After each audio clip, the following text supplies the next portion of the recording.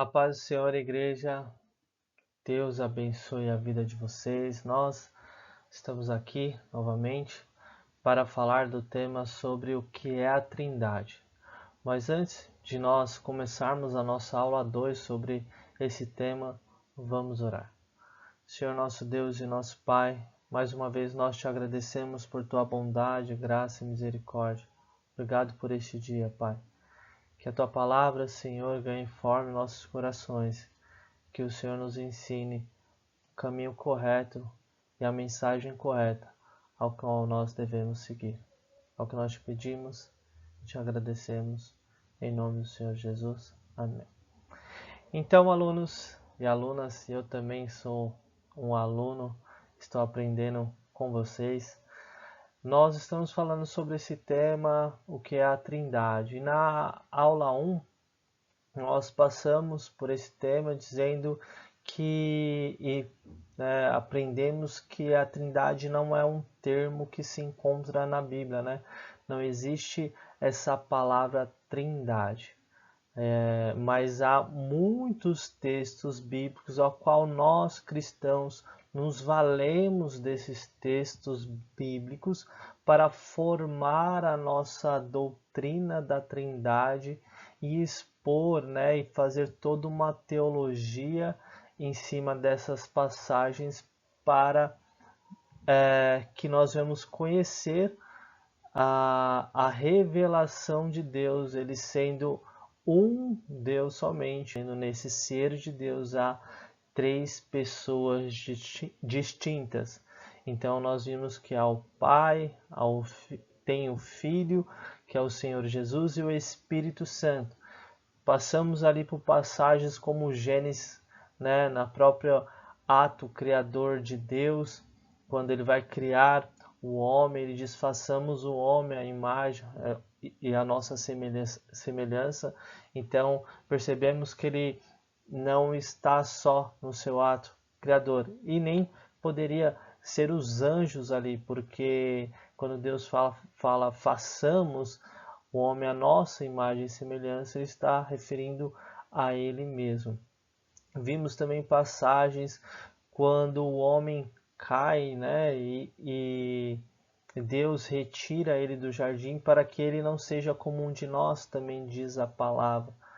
Há também outra passagem que diz ali em Gênesis também, quando os homens estão construindo a Torre de Babel, Deus intervém e ele diz para que eles venham descer, ele venha descer, mas no plural, mostrando que há mais de uma pessoa no ser de Deus, E essas outras pessoas no ser de Deus, sendo Deus um só, nós entendemos que é o Deus Pai, Deus Filho e Deus Espírito Santo. Nós vimos também passagens diferentes que tratam e dizem a respeito do Pai, a respeito do Filho e a respeito do Espírito Santo, todas essas passagens referindo a natureza, a essência, o poder e os atributos tanto do Pai, tanto do Filho como do Espírito Santo, sendo Deus e tendo a mesma igualdade de Deus, tanto Filho quanto o Espírito Santo, tendo a mesma igualdade do Deus Pai. Vimos que a Bíblia trata também as pessoas de Deus de diferentes formas, Deus não é o Filho não é o Pai, o Filho não é Espírito, Deus não é Espírito, Então, são particularidades diferentes. E por meio dessas particularidades, o próprio Deus, ele se manifesta através da criação. Vimos também que Deus não é um ator, não vai trocando de máscaras ao longo do tempo. Uma vez ele é Pai, uma vez ele é Filho, outra vez é Espírito, porque há passagens que confrontam esse tipo de entendimento. Sabemos que esse tipo de entendimento foi refutado nos primeiros séculos do cristianismo, que era chamado de monarquismo modalista ou sabelianismo, que entendia que Deus, ele, como um ator, ele ia trocando de personagens ou de máscaras ao longo da história. Nós vimos também exemplos que Deus não é o sol, né? Que essas analogias que são falhas, Deus não é o sol, ou seja, ele não é o sol em si como um ser, e ao mesmo tempo emitir luz e calor, e por isso remonta uma analogia ali que se dá para entender a Trindade. Na verdade, isso daí foi refutado no começo da igreja, né, no século 3, 4, esse tipo de compreensão. Deus não é como a água nos seus estados sólido, líquido e gasoso, também não. É uma descrição errada da Trindade, ao qual nós temos que se afastar. Agora, nessa aula 2, nós vamos falar sobre as funções da Trindade, os papéis da Trindade e como a Trindade se relaciona entre si e como se relaciona com a sua criação. Então, seguindo os papéis distintos da Trindade. Todos os membros da Trindade têm papéis diferentes. Por exemplo, sabemos que na criação Deus falou e trouxe à terra a existência. Gênesis 1, 9 e 10. Mas em João 1, 3, nos é dito que Deus, o Filho, executou essas palavras. Todas as coisas foram feitas por intermédio dele. Sem ele, nada do que existe teria sido feito. E como está escrito em Gênesis 1:2, enquanto Deus estava criando, o Espírito de Deus se movia sobre a face das águas, isto é, apoiando e manifestando a presença de Deus na criação. Então veja que há distinções e funcionalidades e particularidade de cada pessoa na Trindade, como ela lida e se revela para a sua criação. Os diferentes papéis da Trindade também podem ser vistos em nossa salvação. Deus, o Pai, tanto amou o mundo que deu o seu Filho unigênito e enviou ao mundo para que esse fosse salvo por meio dele, em João 3, 16, 17. Sobre o seu papel, Jesus disse: pois desci do céu, não para fazer a minha vontade, mas para fazer a vontade daquele que me enviou. Em João 6,38. Quando Jesus ressuscitou dos mortos e subiu ao céu, ele e o Pai enviaram o Espírito Santo para concluir a obra que o Pai e o Filho começaram. Em João 14, 26 e 16, 7. Vamos ler João 14, versículo 26, que diz assim: mas aquele Consolador, o Espírito Santo, que o Pai enviará em meu nome, vos ensinará todas as coisas e vos fará lembrar de tudo quanto tenho dito. Na própria ato de salvação de Deus, da sua própria criação, da humanidade, se manifesta através da palavra de Deus a particularidade, individualidade e ação de cada pessoa do ser de Deus, de cada pessoa da Trindade. Não só esses versículos que nós vimos agora, mas há outros que demonstram como cada pessoa da Trindade se relaciona com a criação e principalmente como cada pessoa da Trindade manifesta a sua personalidade no plano da salvação, ou manifesta o seu poder e a sua função, a sua funcionalidade no plano da salvação. Seguindo, os papéis distintos da Trindade. Essas diferentes funções são simplesmente decorrência da relação eterna entre o Pai, o Filho e o Espírito Santo. elas não diminuem a deidade, a divindade, os atributos ou a natureza essencial do Pai, do Filho, do Espírito Santo. É importante que nós venhamos entender que, por ter funcionalidades, ações, características não, funcionalidades, ações e meios de se manifestar diferentes, cada um com a sua personalidade, isso não quer dizer graus de poder diferentes ou graus de soberania diferente dentro da Trindade, não. As três pessoas da Trindade são o Deus triuno e elas têm tanto atributo como qualidades, como poder em igualdade. Não tem um mais do que o outro. A distinção é simplesmente na maneira como eles se relacionam uns com os outros e com a criação. Isso é muito diferente da nossa própria experiência, na qual cada pessoa também é um ser diferente. Veja, na nossa experiência, cada pessoa é um ser diferente, tem características, personalidade, capacidades, poderes, né, autonomias diferentes. Não, na Trindade, nesse relacionamento, as pessoas da Trindade, o Pai, o Filho, o Espírito Santo, têm o mesmo ser, a mesma essência.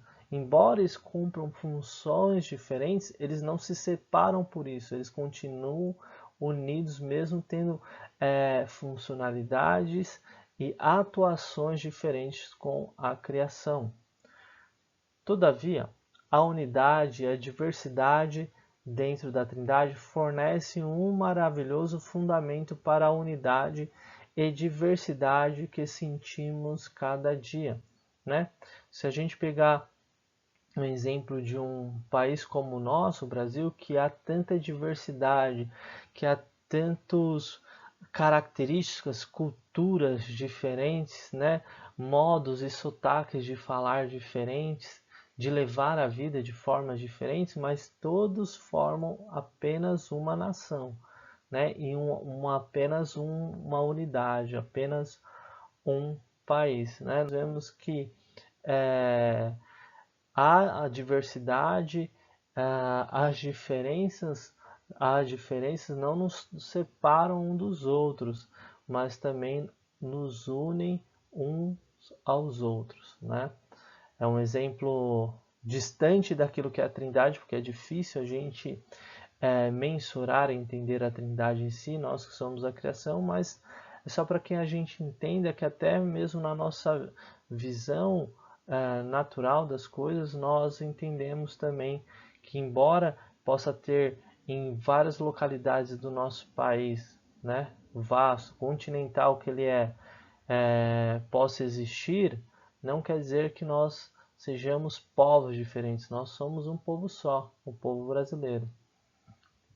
Seguindo, no casamento, por exemplo, em Efésios 5, 3, 1, o homem e a mulher tornam-se uma só carne, né? Dois indivíduos de sexos diferentes, personalidades diferentes, tornam-se uma unidade só. Ou melhor dizendo, tornam-se uma unidade. Como marido e mulher têm igual posição, valor e personalidade frente a Deus, eles também têm papéis distintos. Veja, eles têm papéis e funcionalidades distintas no casamento, mas eles são um só, são um casal apenas, né? Tem uma questão ali na carta de 1 Coríntios que vai falar sobre o homem ser o cabeça da mulher na questão de autoridade. Algumas pessoas que fazem e têm um entendimento que a mulher deve submissão ao marido, que Deus fez assim e tudo mais, que até afastam ou deixam, não afastam no modo negativo, mas entendem, melhor dizendo, que a mulher ocupa espaços e funcionalidades diferentes no casamento ou até mesmo na igreja, entende que por o homem, como diz em 1 Coríntios, se eu não me engano, capítulo 10, versículo 3, pelo homem ser o cabeça da mulher, então ela tem autoridade sobre ele, mas nós não acreditamos dessa forma. Nós acreditamos que há papéis diferentes, há distinções, há funcionalidades diferentes, mas tanto o homem como a mulher usufruem da mesma autoridade, da mesma capacidade, da mesma autonomia do que o homem. Nós não acreditamos que, pelo menos eu falo nós, falando a respeito da comunidade, mas eu particularmente, eu não acredito que o homem tenha mais direitos e autoridade no casamento sobre a mulher e nem vice-versa. Eu entendo que Deus deu a mesma capacidade, autoridade, tanto do homem para liderar como da mulher para exercer o papel de liderança. E aí, seguindo, apesar de às vezes ser difícil descobrir como os papéis de marido e mulher devam ser especificamente definidos, a Bíblia apresenta que a relação dentro da Trindade pode ser um modelo para o relacionamento no matrimônio.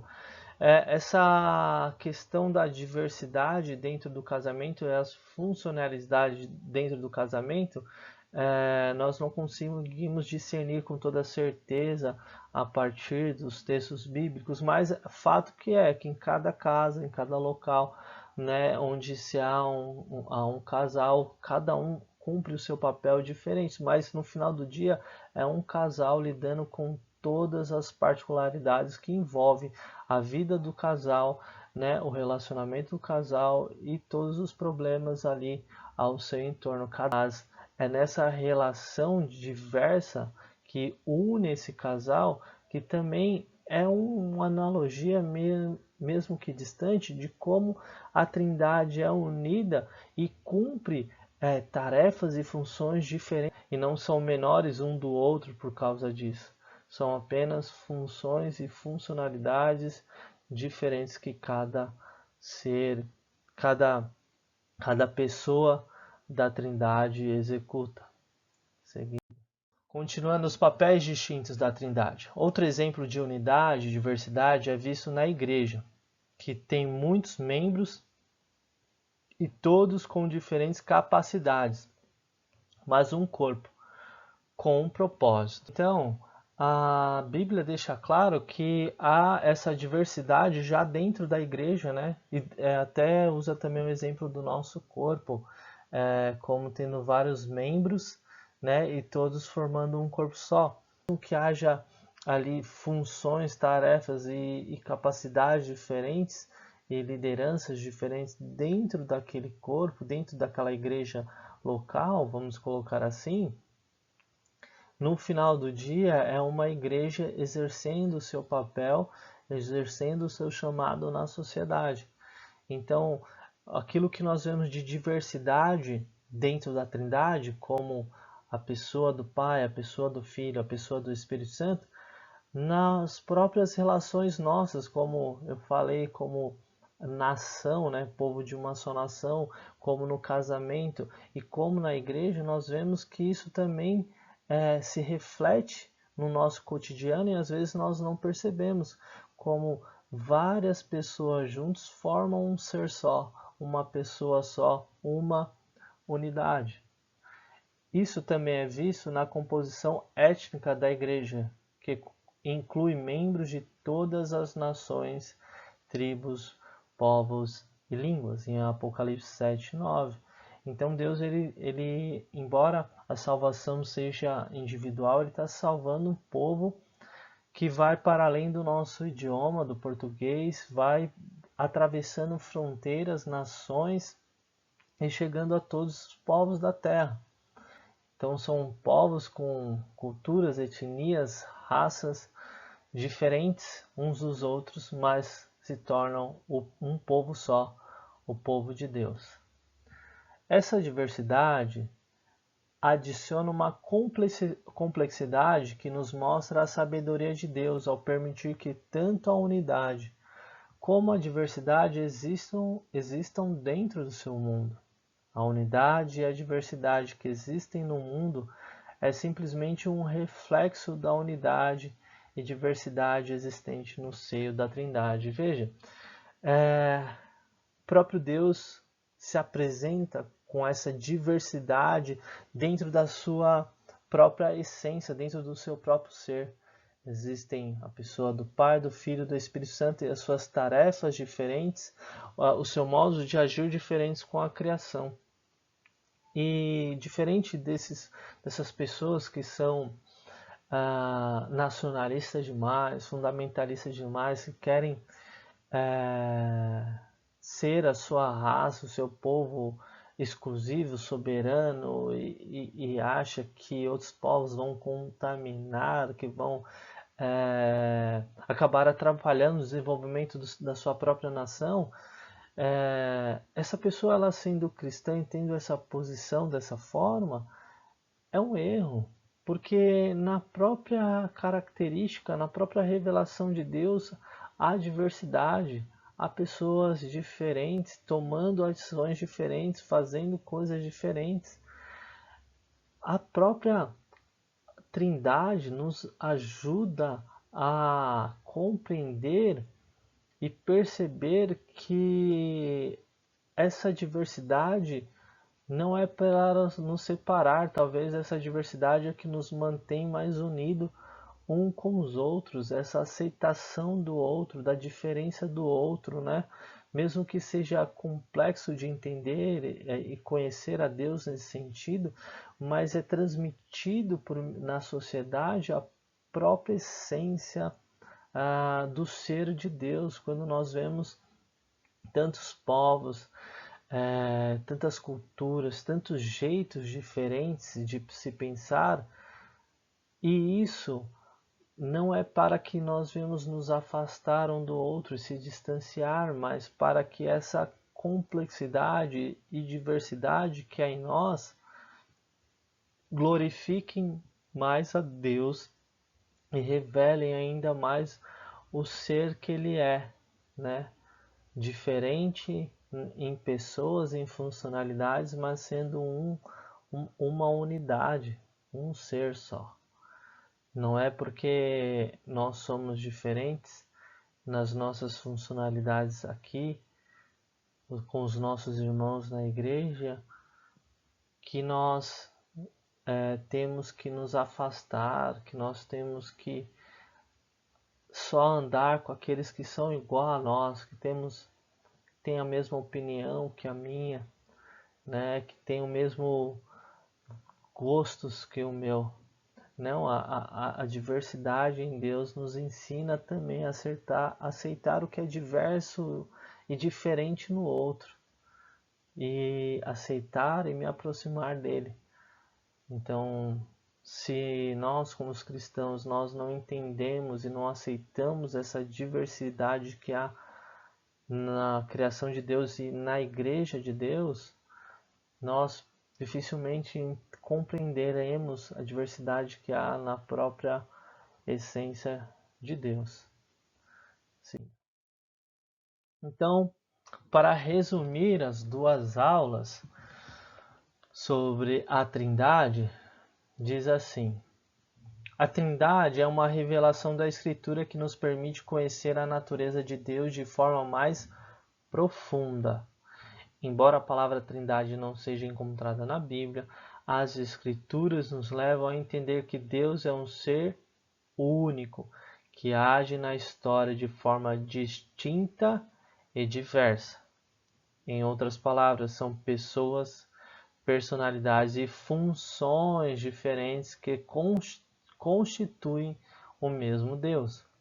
Cada pessoa da Trindade, Deus Pai, Deus Filho, Jesus Cristo e o Deus Espírito Santo, tem uma forma única de se relacionar com a criação. E isso não vai diminuir cada pessoa da Trindade da forma que ele se relaciona com a criação. Tem que ficar bem claro isso para nós. Então a Trindade não são três pessoas em uma pessoa, nem três deuses separados. Pelo contrário, é um Deus em três pessoas distintas, que trabalham em harmonia e unidade. Então, esse é o resumo da Trindade. Embora nós tenhamos falado bastante, tentado explicar, nós temos que entender que a Trindade é um mistério indecifrável e incompreensível para a capacidade da mente humana. Então, quando nós vamos falar da Trindade e aprender sobre a Trindade, nós temos que ir com bastante humildade, porque é um mistério para nós. E nós cristãos enxergamos essa revelação dessa forma, e por isso nós acreditamos nessa revelação, que é um Deus se manifestando em três pessoas distintas que trabalham em conjunto, em unidade. Aqui eu deixei algumas questões para vocês. Se você quiser, pare esse vídeo, anote as questões, tire um print e responda o que você entendeu, responda esses questionários para que você possa aprender, para que você possa fixar esse conteúdo. Essa aula, esse tema termina hoje sobre a Trindade. Eu espero que você tenha aprendido um pouco mais sobre a Trindade. Espero que esse pequeno panorama possa despertar você para aprender ainda mais sobre o Deus triuno. Desejo a você muita paz, muita saúde e que na próxima semana nós possamos nos encontrar novamente, trazendo mais um tema para o nosso ensino bíblico. Deus te abençoe. Não sei que hora do dia que você vai me ver, ou vai assistir essa aula, melhor dizendo, mas que você esteja com muita saúde e muita paz, e Deus cuidando de você, da sua casa, da sua família. Deus te abençoe e te guarde, em nome de Jesus, e até a próxima.